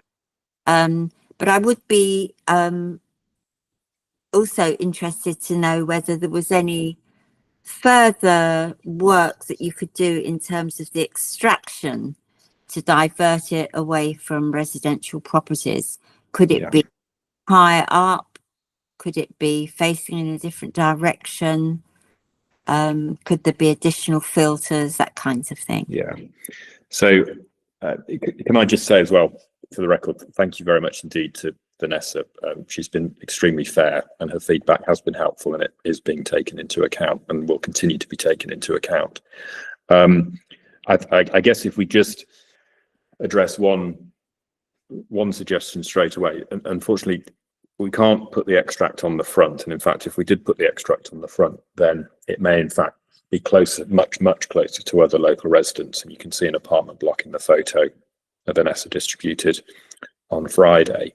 But certainly the positioning and the specification can be looked at, and George and Alex have already been looking at systems that are easy to clean and service at least 6 monthly intervals. But one thing we would say, and I hope this is accepted, is that having a outdoor wood-fired cooking at the restaurant Vanessa mentioned, and then having an industrial scale smoking of fish, again, closer to the restaurant, is much more likely to cause a nuisance to Vanessa, and it does indeed sound like she has been suffering from a nuisance. If, in the unlikely event, the extract system from A Place for Lost Souls, which is further away on a much smaller scale and will be a modern piece of kit, taking on board Vanessa's comments, if there is a nuisance caused by that, then of course there is action that Vanessa and the authority can take under the Environmental Protection Act, as well as the licensing regime. But we're quite confident that's not necessary. I've noticed Vanessa's raised her hand, so I'll shut up. Yeah, Vanessa. Thanks, Jack. Yeah, and that definitely makes sense. I think the only thing that we want to make sure is obviously there's not an additional nuisance, because it is really difficult dealing with the ones that we already have. It's been very slow. We've had to engage with multiple people at the council. We're nowhere close to resolving any of the issues, unfortunately, as I mentioned. So I think what we're trying really more is trying to prevent a nuisance from happening in the first place, and obviously also for you and the applicants, just to have a good relationship and not having to go through raising concerns and reports to the council in the future if there was a nuisance to come. Yeah, thank you for that. Councillor Moema, any questions from you at all? No? Yeah, just back to the event, Councillor Troughton. Thank you, Chair. Yeah, I just wanted to confirm that the distance, I think it's been mentioned that the distance is about 40 metres. I wondered, Vanessa, whether, there was any impact in terms of the weather, hot weather, cold weather, windy weather, rainy weather. Does that have an impact at all on, Yes. Yeah, the wind definitely does. I think from the picture, I don't know if you've seen that, we sent that through. You can see that the smoke obviously then blows in our direction. We obviously have no way of impacting the wind in the direction that it blows. I can also say though, when waiting for the overground at London Field Station, if the wind blows in the other direction, you do also smell that on the platform waiting for the train. So yes, the wind definitely has an impact on that one if it actually gets to our balcony. But we all know weather in London, unfortunately, is not without the wind. So we've had it, relatively often that unfortunately it's come across. Yeah, I mean, it's an interesting one from an EP point of view, because obviously, we have a smoke control sort of zoning in Hackney, so I'm not quite sure how that worked for a smoking place, but anyway. Okay, can I run through some things then, Councillor Moema and Councillor Troughton, just like little conditions and things like that? Just on the events. Sorry, I just have one thing that's just come to me. Yeah, go on, Sam. Can I just ask Jack, is there anything in Vanessa's appendix B that have you accepted everything that she's requested or that she suggested? Stuff in there about dispersal policy. So dispersal policy was part of the original operating schedule. So I think that's at page, forgive me. 75, is it? 75, thank you. Condition 20 on page 75. Mm-hmm. And then I think Vanessa also wanted some safeguards that this premises was not going to be a sort of a vertical drinking bar. and Yeah. that's safeguarded by condition 8 on page 74. Mhm. There were also some concerns about, I think, off sales and perhaps external drinking, but that is heavily restricted at condition 11 Okay. on page 74. Essentially, off sales would only be in a sealed container, ancillary to a meal. It wouldn't be, and there wouldn't be any external drinking or, Yeah. sales in open containers to people on the street. Mhm. And then there's signs at condition 13. I think that's everything, but happy to discuss. No, I There's just one- wanted to clarify that you had. Yeah. Okay, fine. Yeah. All right, thanks. Yeah, thank you. I think there was mention of a planning informative, maybe just to make sure that you've got the planning for this, but that's not Yeah. our thing. It's just Yeah, an exactly. informative on there just to check. Tricky. Yeah. That's all great.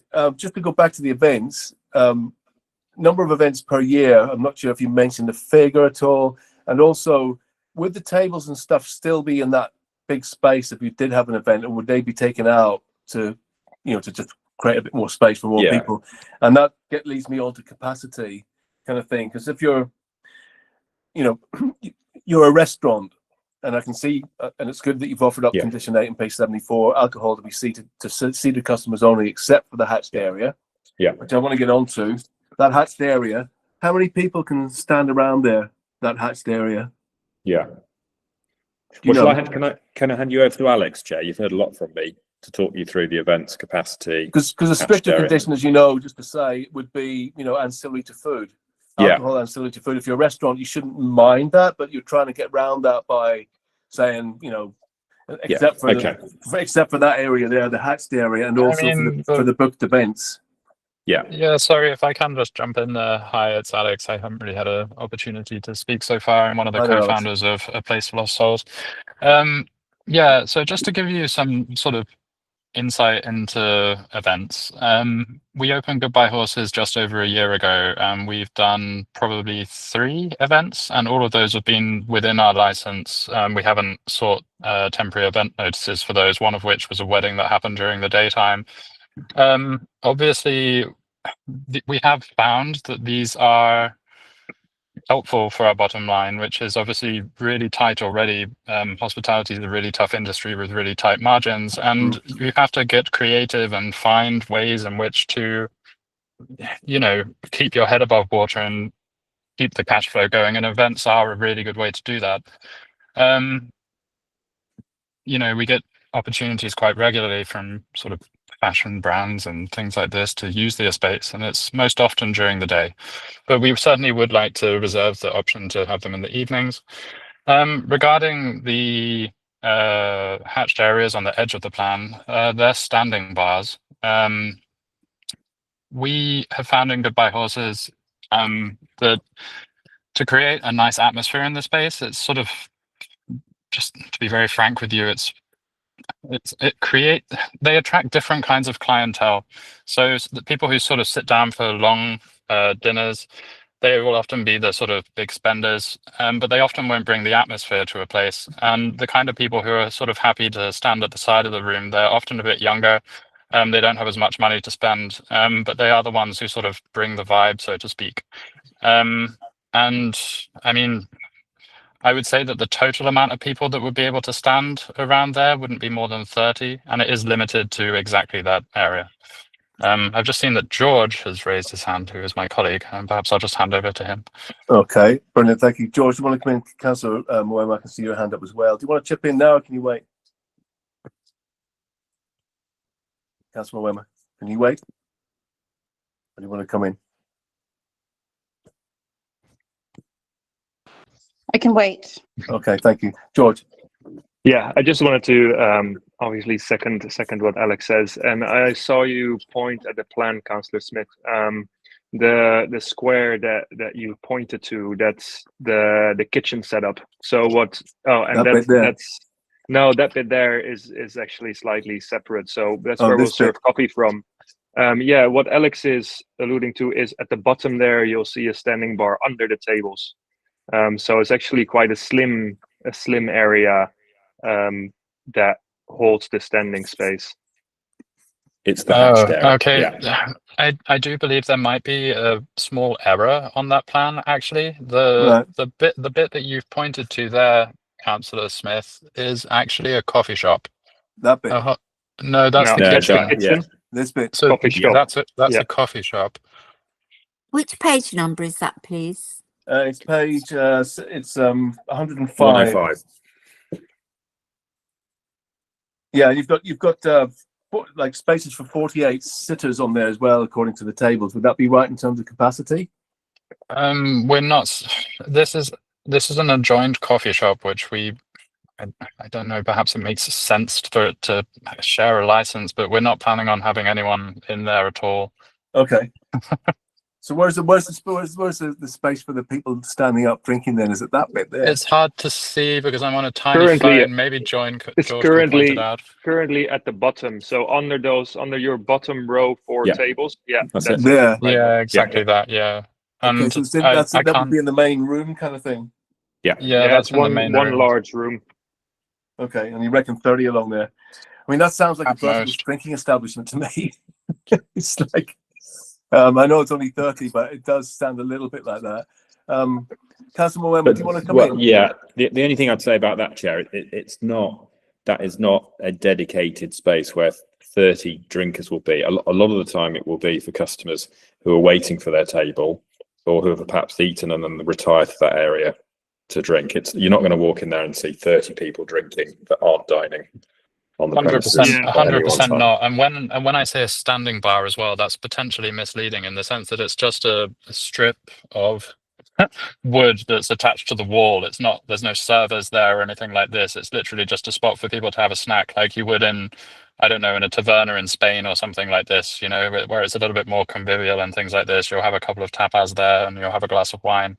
It's certainly not a bar in any sense at all. Yeah, it's just that condition 8 on page 74, alcohol to seated customers only, except for the hatched area, except for 30 people, basically, who would be at the bar, kind of thing, is what you're saying. No, but it's not really. It's not a bar. So our bar area is completely. It's separate from that area. It's just a ledge. It's a ledge on a wall where people can wait for their table and have a drink. Are you going to have little stools along there, say, for example? No, Stools?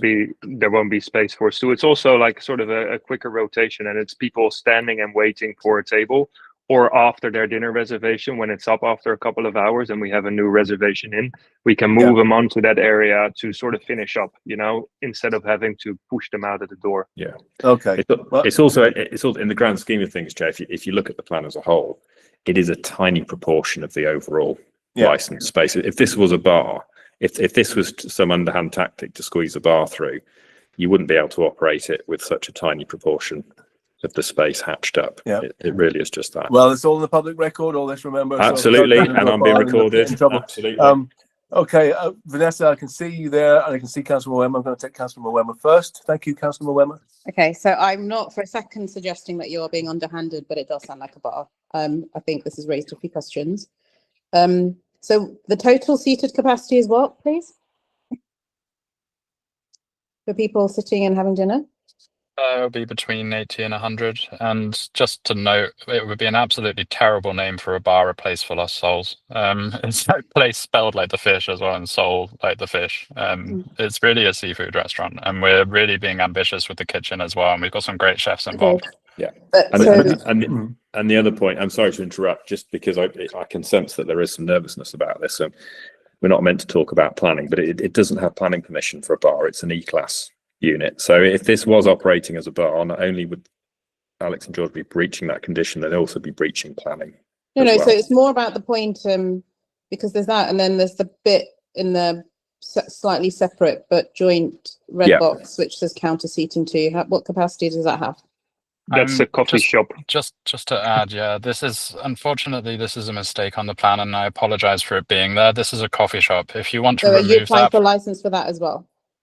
I mean, if you would like to give us a license for that, I would be very happy to serve Irish coffees in there, but it's certainly not core to our planning. And if you feel a desire to remove it, you're very So welcome. I'm not. I just want to understand what's the space for people seated? And what's the space for people vertical drinking in total, in So, theory? yeah, so the what we're applying for today and what we need in practice for our operations are 80 to 100 people seated in that main space, not that side space. That shouldn't be part of this application. I'm not sure why it is. That's a coffee shop. And then that little slither of standing spots that is against that wall that we've been discussing that can stand up to 30 people, but the realistic prospect of 30 people standing there is quite unlikely. It's mostly going to be either 0 and in rare cases 10. I mean, it's London Fields though, so it's not impossible. I hope that we So- have 30 people standing there. I would be thrilled. I guess the more serious point is that if there isn't kind of to reassure the residents, I know we've kind of dealt with the issue of kind of smells and so on, but to just make sure that we're not encouraging vertical drinking in this area. It is is the one so thing. it is so ancillary to the use. As George described, it's really a place for mostly for people to wait, either wait. before or after their meal. In terms of sort of providing a bit more atmosphere to the space, it is also really helpful, but it is really, really, really is So a person incidental to the wouldn't rest come of the in- plan. The person wouldn't come in and have drinks there and then not have food. I can't predict That- exactly what people because- would do, but it's certainly not our intention for that to be the case. Okay, but it says, to the chair's point about no alcohol with that, that's not an ancillary to food, something like that. No, and just that contravenes that. So yeah. Sorry, I interrupted you. Sorry, Councillor. No, that was it. Okay, so thank you. You've heard as well. So George and Alex are proposing something that they need to make this project viable. If somebody did want to pop in for a glass of wine, or perhaps a glass of wine with some oysters or a small plate of seafood, they wouldn't want to turn them away because they weren't necessarily sitting down for a full meal. You've probably heard that argument before, Yeah. Councillor. The other point, just some proportionality, if I may.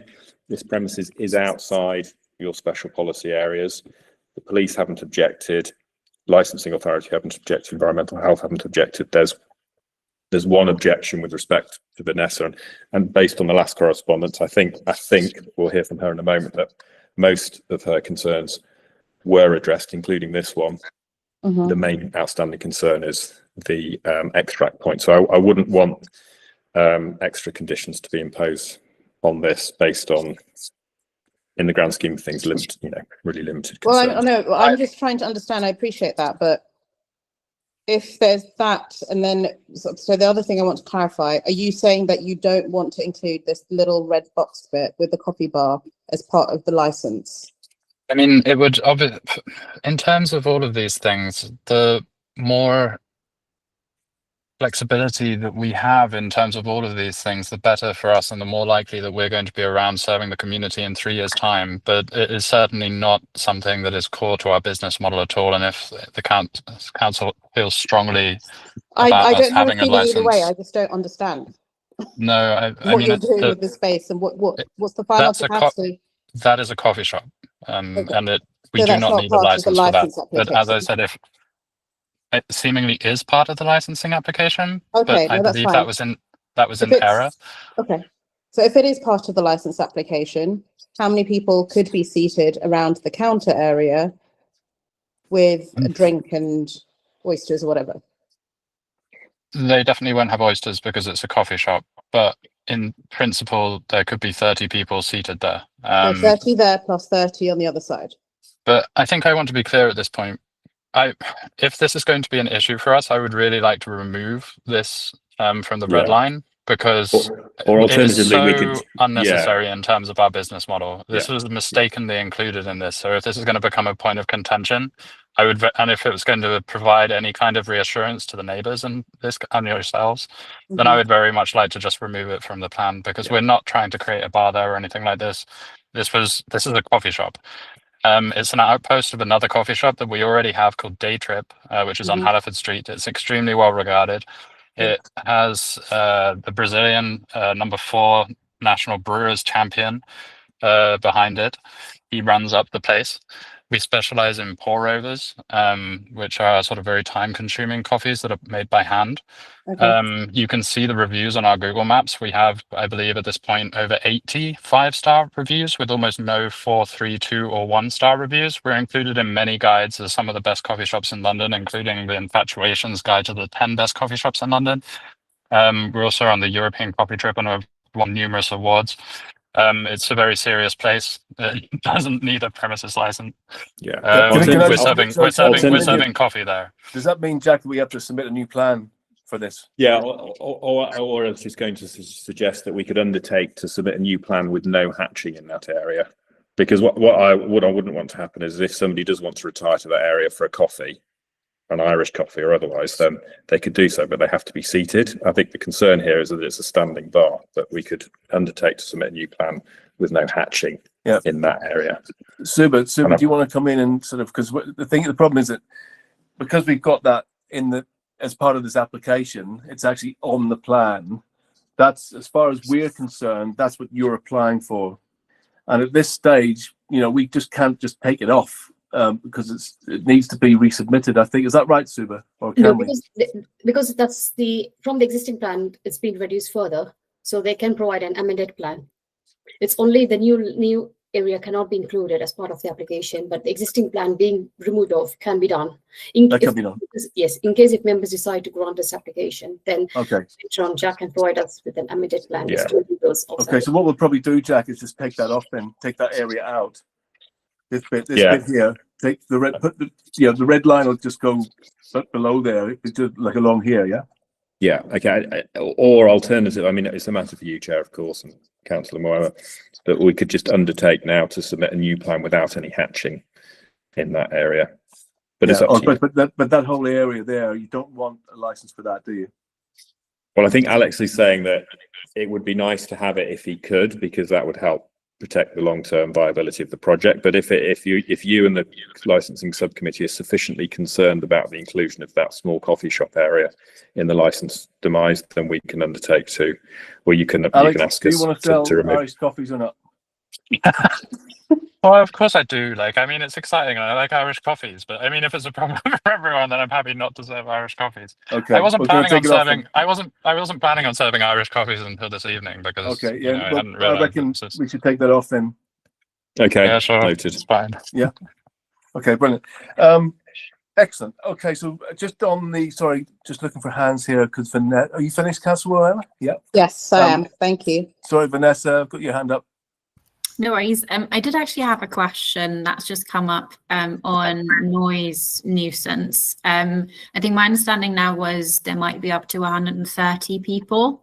I was just wondering in terms of noise, if there's going to be any music, if that is going to be background level music, or if that is live music. As I said, we have a range of nuisance issues in the street. So I just want to make sure that this is not going to impact residents any further than we're already impacted by other businesses.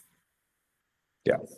I think the first thing I'd just like to say is looking at the plan on page 105, you'll see that it's predominantly back of house spaces at the rear of the premises, backing onto the yard, which then backs onto Helmsley Place. So hopefully that helps from a noise outbreak perspective. But also we haven't applied for regulated entertainment, which I hope assists as well. And then I'll hand you over to Alex and or George just to reassure you on that too.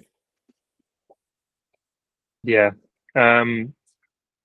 like Jack and Alex has mentioned before, it is a seafood restaurant. Yes, we'll have event. Yes, we'll have some music, but it's not something that will turn into a club. If we have a temporary event notice and we'll have some louder music, that must be for a special event. If it's there, we'll have the option there. But with every place we run, it's always a conversation with you, Vanessa. The moment something happens, the moment something jumps up that's not in order, which we try and avoid as much as we can. It's a conversation that we have and solutions that we'll put in place for that. We have done that with the other places that we run. Yeah. And I think I mentioned as well, just for context, and I completely appreciate your position, Vanessa, but we are directly underneath an active railway line, so there is that, you know, it's not a quiet area, but at the same time, appreciate where you're coming from, and you've heard George's reassurances on that. Yeah. Excellent. And Great. thank you. Can I Brilliant. just, Thank you. Is that it, Vanessa, just for a minute? Yeah. if I could just very quickly just provide a little bit of context of why the question. I think just to give you the information, and obviously very much thank you, George, for mentioning that. I think it would help us if that can be included in one of the conditions. One of the businesses about 2 down from you, so not the Street Smokehouse, but a restaurant that has background level condition, is technically a club. We have raised about 100 reports to the council because it's not a restaurant. That's just where we're coming from, to give you a little bit of that information. Obviously, it's a railway arch, but I can still hear the bass come through my windows when they're closed. So just to give you a little bit of that context, but thank you. How do you feel about that condition then? Like a background music only in the restaurant? Yeah, that would be great. But that's to Jack and Alexander. And Yeah, I mean, I'm not sure. I'm not sure how enforceable that would be under the Live Music Act. I mean, you can go to 11 anyway, can't you, Jack?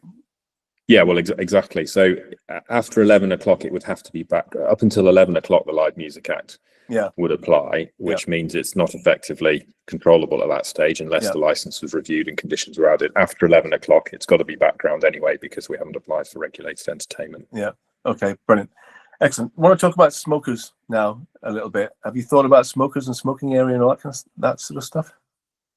Yeah, that will, George. Yeah. Yeah, thank you, Jack. That will all be on the front of the premises, so there won't be any exit to our guests besides a fire escape. And have you thought about numbers out there? Yeah, usually we restrict it from 6 to 8. Okay. Can we put a condition in there, Jack, on the number of smokers? Are you happy with that, George? Maybe. I mean, obviously, we'd prefer 8 as an absolute maximum, just in case it's 8. But again, not expecting 8 people to be constantly smoking outside. Yeah, I mean, members can talk about that between 6 and 8, and we'll make a decision. Yeah. And then, and deliveries. Can you just talk about deliveries a little bit, like when the deliveries and stuff take place? Will the deliveries be taking place? You know, in the late hours of the morning where it could be annoying residents, really, is the question there. Do we need a condition on deliveries, basically? When do your deliveries happen? No, the deliveries from our suppliers, you mean? Yeah, any noisy deliveries, really, you know. Yeah, yeah. I mean, it's not a large scale delivery, but also it's fresh fish. So you'll know that has to be early. They will be smaller suppliers, and it will be out the front. So that will be on the other side of a railway line from Vanessa. Yeah.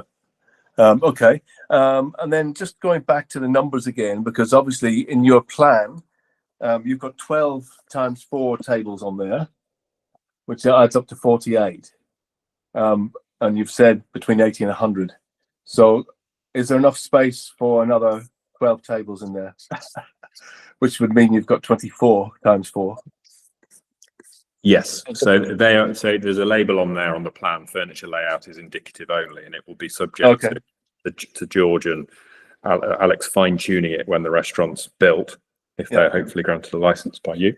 Yeah. But yeah. So again, the numbers that they're talking about are absolute maximum. I think George and Alex, you mentioned that there's a fire risk assessment for up to 220. We're not for a moment saying maybe 220 people sitting down having food, but it's there or thereabouts, up to 80 diners max. 100 diners max.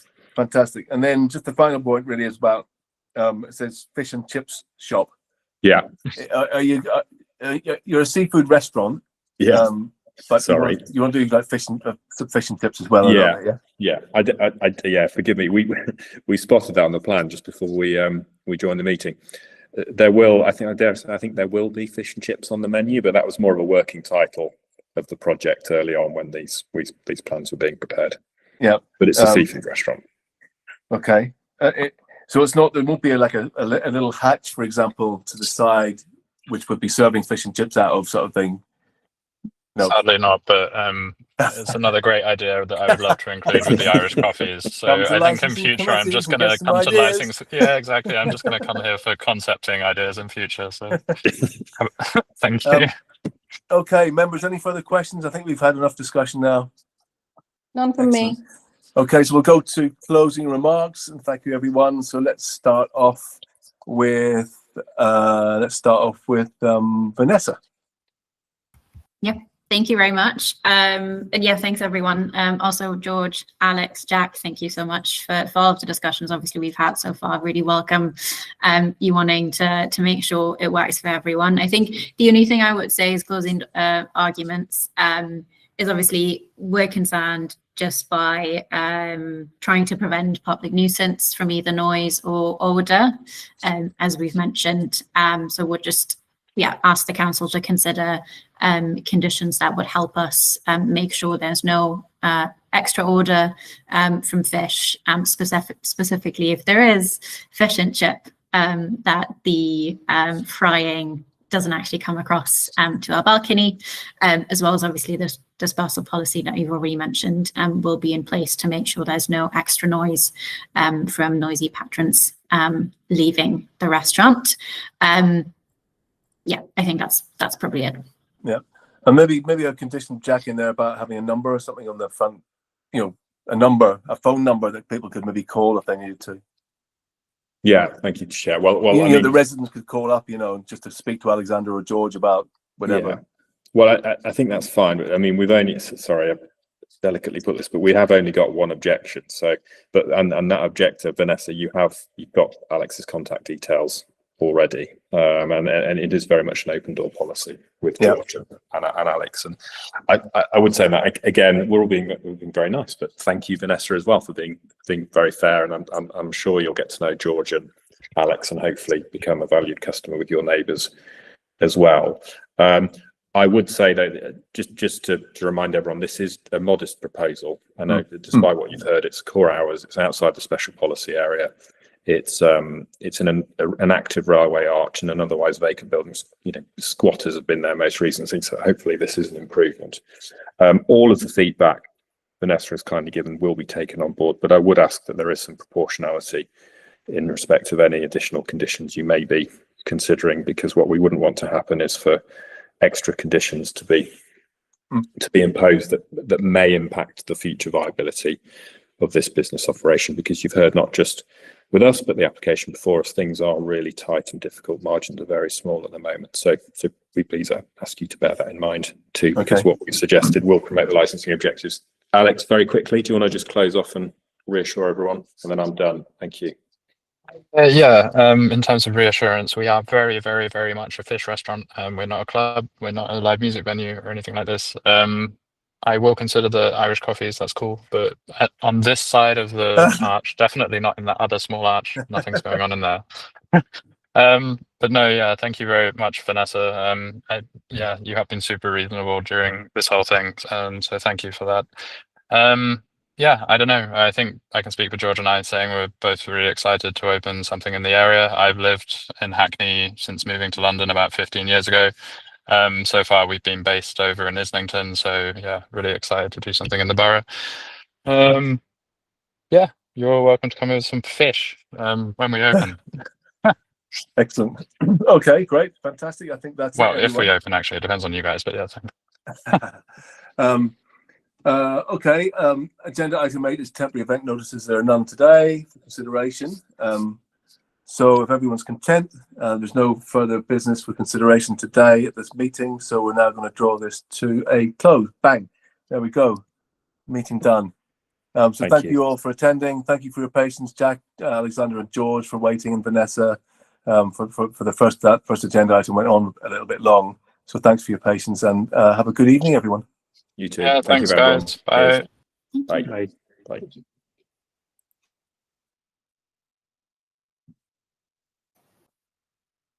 Another comfort breaks then? Do you need another one?